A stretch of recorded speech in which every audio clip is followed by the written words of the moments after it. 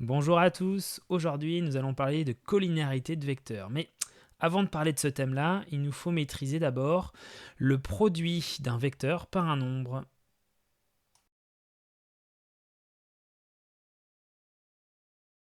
Commençons donc par ce que tu dois connaître. Alors évidemment, pour travailler sur la notion de vecteur, rien de tel que GeoGebra pour bien visualiser. Nous allons donc travailler avec le vecteur U qui se trouve ici. Donc on va enlever les points A et B, simplement se concentrer sur ce vecteur, et on va observer ce qu'il se passe lorsqu'on multiplie ce vecteur par un nombre réel. Alors nous allons travailler dans la fenêtre de saisie, donc on va multiplier le vecteur U par 2. Donc étoile pour la multiplication, et voilà le vecteur que l'on obtient. Alors voici notre vecteur V qui se trouve ici. J'ai remis les points A et B pour déplacer mon vecteur U, donc en déplaçant le point B, on voit que ce vecteur V suit la même direction que le vecteur U. On voit aussi que ce vecteur U ici est 2 fois plus petit, donc le vecteur V est 2 fois plus long que le vecteur U, ce qui semble tout à fait cohérent puisque j'ai multiplié mon vecteur U par 2. Bien, on va être aussi intéressé de savoir ce qu'il se passe lorsqu'on multiplie U par un nombre négatif. Donc je vous propose de prendre moins 3 par exemple. Donc moins 3 multiplié par notre vecteur U. Et nous obtenons un vecteur W. Alors on ne va plus afficher le vecteur V, se concentrer simplement sur le vecteur W.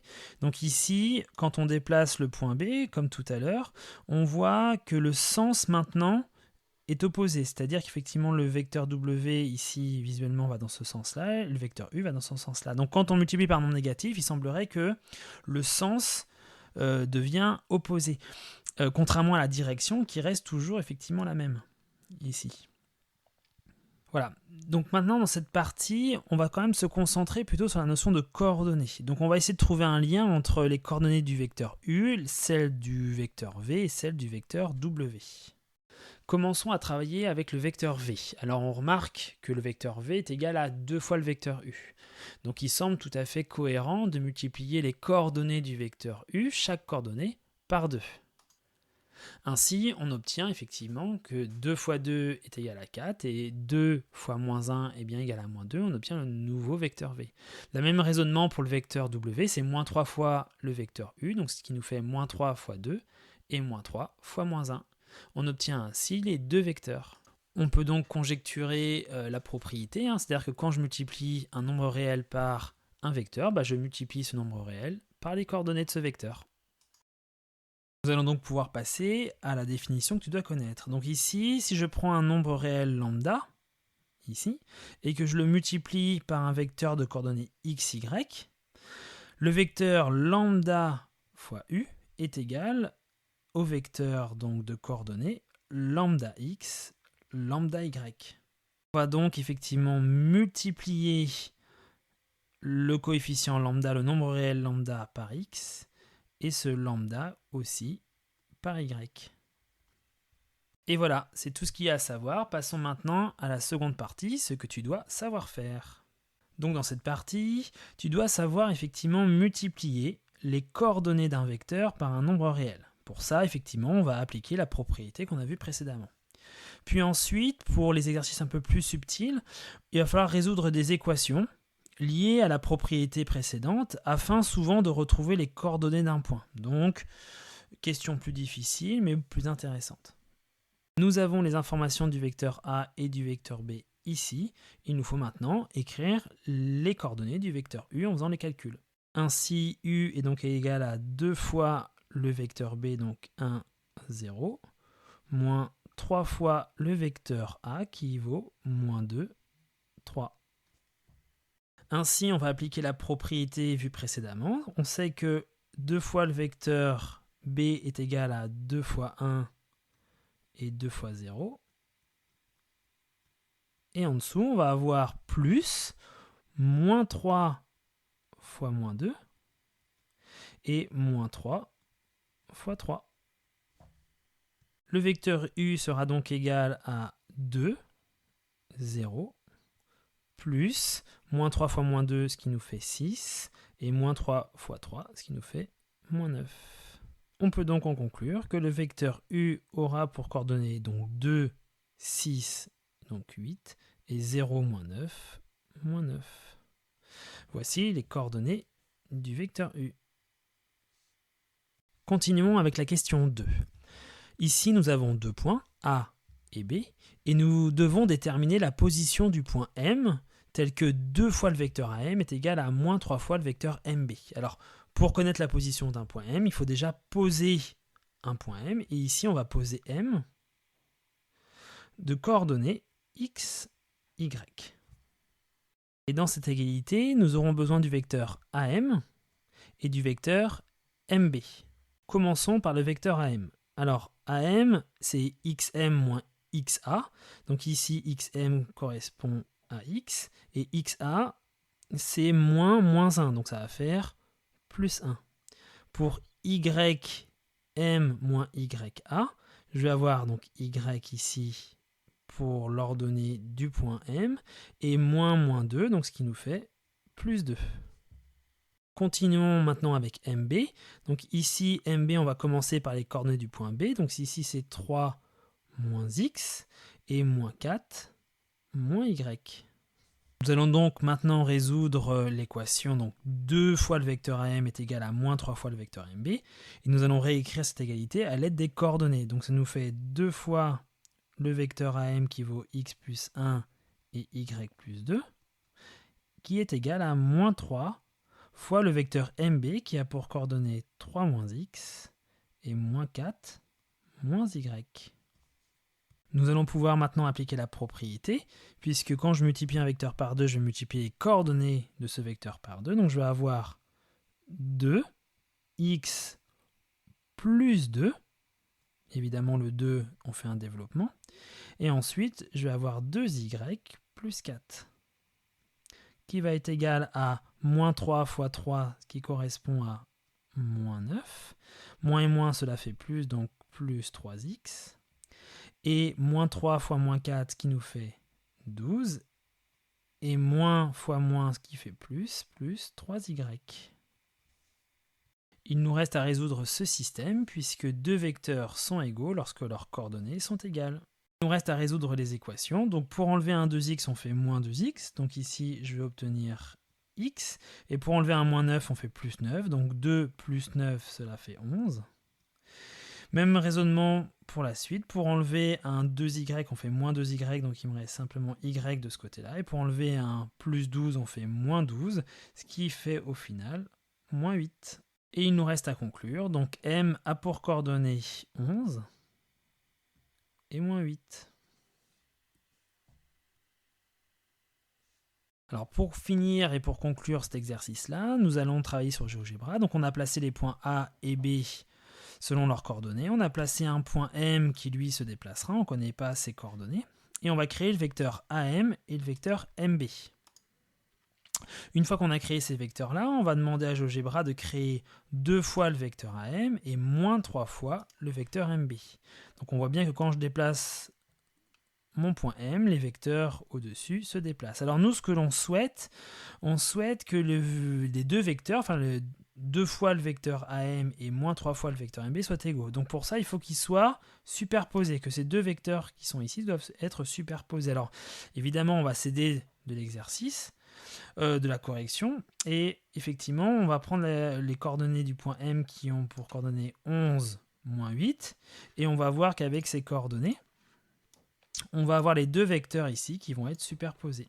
On pourra peut-être mieux voir en se déplaçant de cette manière. Et on a bien les deux vecteurs qui sont superposés. Et voilà. Nous avons fini la partie « Ce que tu dois savoir faire ». Passons à la partie « À toi de jouer ». Bien, commençons par un exercice de niveau 1. Je te laisse mettre pause. Et voici la correction. Voici la correction de l'exercice. Donc ici, on doit retrouver le vecteur W qui est égal à moins U plus 2V. Donc U, c'est le vecteur 2, moins 1. Et V, c'est le vecteur 0, 3. Donc, on va simplement appliquer donc, moins U plus 2V. Donc, on va remplacer U et V par leurs coordonnées. Et on trouve effectivement moins 2, moins 1, plus 2, 0 et 3. Et donc, on va appliquer la formule, tout simplement pour obtenir finalement le vecteur W qui est égal à moins 2, 7. Donc nous avons ce vecteur-ci. Et puis, effectivement, on continue sur le vecteur t, on obtient moins 3u plus 1 demi de v. On obtient donc moins 3 multiplié par 2, enfin le vecteur 2 moins 1, plus 1 demi multiplié par le vecteur 0, 3. On obtient effectivement moins 6, 3 au niveau des coordonnées et 0, 3 demi, ce qui nous fait le vecteur t qui a pour coordonnées moins 6 et 12 demi. Alors je vais garder ça sous forme de fraction, je trouve ça plus agréable. Donc voilà, vous savez faire, on met au même dénominateur et on additionne les deux fractions et on obtient le vecteur de coordonnées moins 6, 12 demi. Bien, passons à l'exercice suivant, toujours de niveau 1, on met sur pause et c'est parti. Bien, voici la correction de l'exercice. Donc ici, on doit démontrer une égalité. On doit démontrer que DE est égal à 2U plus 3V. Donc pour cela, on va effectivement calculer dans un premier temps DE. Et puis dans un second temps, on va calculer effectivement 2U plus 3V. Donc on applique la formule, hein, XE moins XD, YE moins YD. On calcule et on obtient effectivement que DE est égal à 8 moins 1. Et on calcule de la même façon 2U plus 3v, et donc ce 2u plus 3v, c'est 2 fois le vecteur 1 moins 2, et 3 fois le vecteur 2, 1. On applique la propriété, et ensuite on additionne, donc on obtient aussi effectivement 8 moins 1. On obtient donc ces deux vecteurs-là. Ainsi, comme les deux coordonnées sont égales, si les deux vecteurs ont les mêmes coordonnées, ça signifie tout simplement que DE est égal à 2u plus 3v. Et voici la conclusion. Bien, passons maintenant aux exercices de niveau 2. Donc voici l'exercice. Je vous laisse mettre sur pause. Et c'est parti. Voici la correction de l'exercice. Donc ici, on a des points dans un repère orthonormé. Et on doit effectivement vérifier l'égalité et retrouver les coordonnées du point M. Pour cela, on va d'abord effectivement calculer le vecteur AM, qui se trouve ici. On va calculer le vecteur AB, qui se trouve là. Et on va calculer le vecteur AC, qui se trouve effectivement ici. Donc on trouve en appliquant les formules ces trois vecteurs, puis après on va mettre en place l'égalité pour obtenir une équation. Donc ici dans cette équation on a du x et du y, hein, c'est les coordonnées du point M. Et donc on fait nos calculs, on applique nos propriétés et on obtient un petit système qui est x-4 est égal à moins 32 et y-2 qui est égal à 3. On résout ce système-là et on trouve que x vaut moins 28 et y vaut 5. Comme x et y sont les coordonnées du point M, on trouve que le point M a pour coordonnées moins 28, 5. Passons maintenant au dernier exercice de cette vidéo. Elle est de niveau 2 et voici l'énoncé. Vous pouvez mettre sur pause. Et c'est parti pour la correction. Donc on va commencer la correction de l'exercice par le petit a. Donc ici on doit calculer les coordonnées de milieu de BC, de AC et de AB, qui se notent respectivement I, J et K. Et pour cela on applique la formule que vous devez connaître ici. Et on obtient effectivement les coordonnées de I qui sont égales à 5 demi, 7 demi. Donc première coordonnée, qui est celle-ci. Puis ensuite on continue, on trouve J qui a pour coordonnées moins 1, 2. Et on trouve les coordonnées de K qui sont égales à 3 demi et moins 3 demi. On va les mettre un peu, on va effacer la partie correction pour avoir plus de place pour la question B et C. Alors dans l'exercice, maintenant nous passons au petit b. On va faire juste la première égalité pour le petit b, puisque du coup l'exercice est assez long. Donc on va poser G qui a pour coordonnées x, y, et on va retrouver les coordonnées du point G en mettant l'égalité, que le vecteur AG est égal aux 2 tiers du vecteur AI, juste ici. Et donc pour ça, on retrouve les coordonnées du vecteur AG et AI. Donc le vecteur AI qu'on multiplie par 2 tiers, on simplifie d'abord puis on multiplie par 2 tiers. On voit bien que ça simplifie, j'ai un 2 au numérateur, un D au dénominateur et c'est multiplié.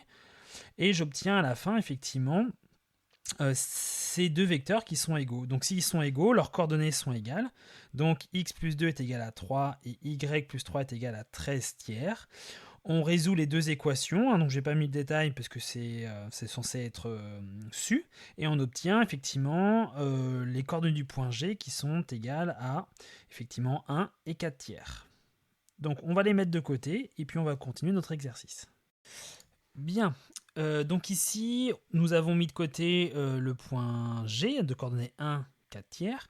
Et nous allons retrouver les coordonnées du point H. Donc on va encore poser H qui a pour coordonnées x, y. On va reprendre le même x, même y. Et on obtient effectivement, grâce à cette égalité-là, on obtient l'égalité vectorielle qui se trouve ici, d'après les formules que vous avez vues. Ensuite, on va multiplier le 2 tiers par le coefficient ici. Donc ici, je gagnais un petit peu une ligne. Hein. 2 tiers fois moins 6, ça va faire moins 4. Et 2 tiers fois 2, ça fait 4 tiers. Et j'ai à résoudre le système qui se trouve juste ici. Donc x moins 5 est égal à moins 4 et y est égal à 4 tiers. Donc évidemment, y vaut 4 tiers. Pour enlever un moins 5, on fait plus 5. Et moins 4 plus 5, ça fait bien 1. Donc on trouve les coordonnées de h qui sont égales à 1, 4 tiers. Donc pouvoir conclure la question B. Donc ici, on a déjà remarqué effectivement les coordonnées du point H et du point G. Donc là, si on est observateur, on va pouvoir voir que c'est les mêmes coordonnées. Mais bon, on ne dit rien puisque c'est la question C, donc on ne va pas spoiler comme on dit. Et donc effectivement, on va retrouver les coordonnées du point L qu'on pose x, y. Hein, et grâce à l'égalité vectorielle qui se trouve ici, CL qui est égal à 2 tiers de CK, on va pouvoir retrouver l'égalité vectorielle qui se trouve à cet endroit-là. On va additionner ces coordonnées-là pour obtenir 3 demi et moins 17 demi. Et on va continuer en simplifiant, en multipliant du moins par 2 tiers ces deux coordonnées. On obtient 1 et moins 17 tiers. Donc ensuite, on a ces deux vecteurs-là qui sont égaux. Donc deux vecteurs sont égaux lorsque leurs coordonnées sont égales. Donc x est égal à 1 et y moins 7 est égal à moins 17 tiers. On résout l'équation qui se trouve ici. Hein. Pour enlever un moins 17, on fait plus 17. Donc moins 17 tiers plus 17, ça nous fait 4 tiers. Et on obtient effectivement L qui a pour coordonnées 1 et 4 tiers. Comme ici. Nous allons donc pouvoir conclure pour la question C, puisque nous remarquons que le point G et que le point H et que le point L ont tous les trois les mêmes coordonnées, ce qui signifie concrètement que les points G, H et L sont confondus. Bien, c'est terminé pour cette vidéo, j'espère que cela vous a bien aidé. Donc maintenant, on s'accroche et puis on continue à bosser. Allez, bon courage!